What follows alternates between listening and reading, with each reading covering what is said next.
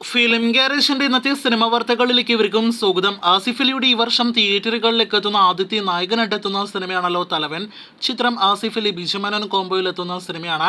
May 24-ന് തിയേറ്ററുകളിലേക്ക് എത്തുന്ന സിനിമയുടെ ഓൺലൈൻ ബുക്കിംഗ് നാളെ ഞായറാഴ്ച ആരംഭിക്കുന്നതാണ്. തലവൻ തിയേറ്ററുകളിലേക്ക് എത്തി കുറച്ച് ആഴ്ചകൾക്കുള്ളിലോ അതല്ലെങ്കിൽ 1-2 മാസങ്ങൾക്കിടയിലോ തിയേറ്ററുകളിലേക്ക് എത്തുന്ന അടുത്ത ആസിഫ് അലി നായകനെ എത്തുന്ന സിനിമയാണ് ലെവൽ ക്രോസ്. ചിത്രത്തിലെ ആസിഫ് അലിയുടെ ഫസ്റ്റ് ലുക്ക് പോസ്റ്റർ പുറത്തു വന്നിരിക്കുകയാണ്. ചിത്രത്തിന്റെ ട്രെയിലർ അടുത്ത തിയേറ്ററുകളിലേക്ക് എത്തുന്ന ടർബോ, തലവൻ എന്നീ സിനിമകളോടൊപ്പം തിയേറ്ററുകളിൽ പ്രദർശിപ്പിക്കുമെന്നാണ് റിപ്പോർട്ട്. കാത്തിരിക്കാം സിനിമയുടെ ട്രെയിലർ കാണുവാനായിട്ട്. തമിഴിൽ നിന്നും വിജയ് സേതുപതി നായകനെ എത്തുന്ന വിജയ് സേതുപതിയുടെ 51ാമത്തെ സിനിമയുടെ title, first look, title, motion poster എല്ലാം തന്നെ പുറത്തു വന്നിരിക്കുകയാണ്. എയ്സ് എന്നാണ് വിജയ് സേതുപതിയുടെ ഏറ്റവും പുതിയ തമിഴ് സിനിമയുടെ പേര്.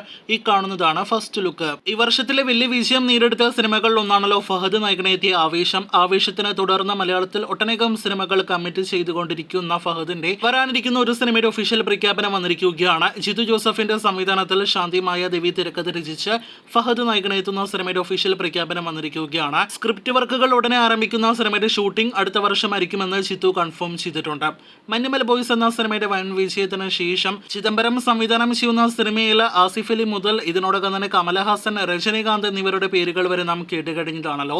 ഇന്നിപ്പോൾ ഏറ്റവും പുതുതായിട്ട് റൂമർ വന്നിരിക്കുന്നത് തലവർ 172 ചിദംബരം സംവിധാനം ചെയ്യുമെന്നാണ്.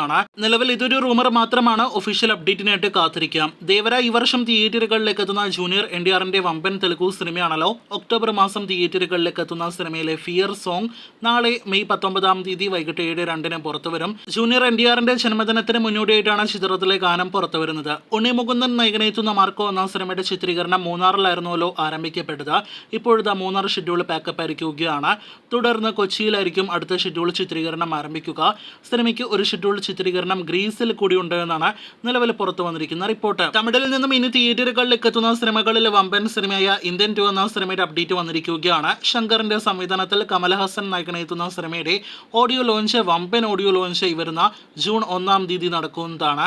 ഇന്ത്യൻ 2 എന്ന സിനിമ ജൂലൈ മാസം തിയേറ്ററുകളിലേക്ക് എത്തുമെന്നും ചിത്രം തിയേറ്ററുകളിലേക്ക് എത്തിയ 6 മാസങ്ങൾക്ക് ശേഷമായിരിക്കും ഇന്ത്യൻ 2-വിന്റെ അടുത്ത ഭാഗമായ ഇന്ത്യൻ 3 തിയേറ്ററുകളിലേക്ക് എത്തുക എന്നാണ് കമലഹാസൻ ഇന്ന് IPL-നിടയിലെ ഇന്ത്യൻ 2 പ്രൊമോഷൻ വേളയിൽ അറിയിച്ചിരിക്കുന്നത്. കാത്തിരിക്കാം സിനിമയുടെ അടുത്ത അപ്ഡേറ്റുകൾ കേട്ടാം. ലാലേട്ടന്റെ 2 സിനിമകളുടെ അപ്ഡേറ്റുകൾ വന്നിരിക്കുകയാണ്.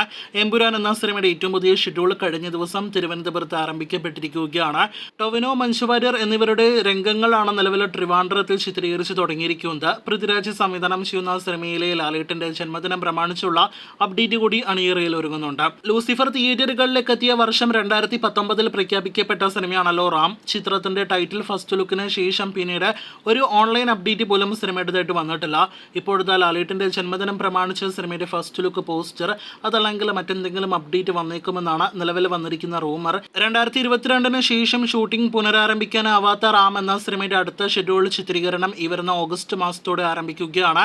ഈ വർഷം സിനിമയുടെ ഒരു ഭാഗമെങ്കിലും തിയേറ്ററുകളിലേക്ക് എത്തുമെന്ന് പ്രതീക്ഷിക്കുന്നു. കാത്തിരിക്കൂ കൂടുതൽ സിനിമാ വാർത്തകൾ കേട്ട്.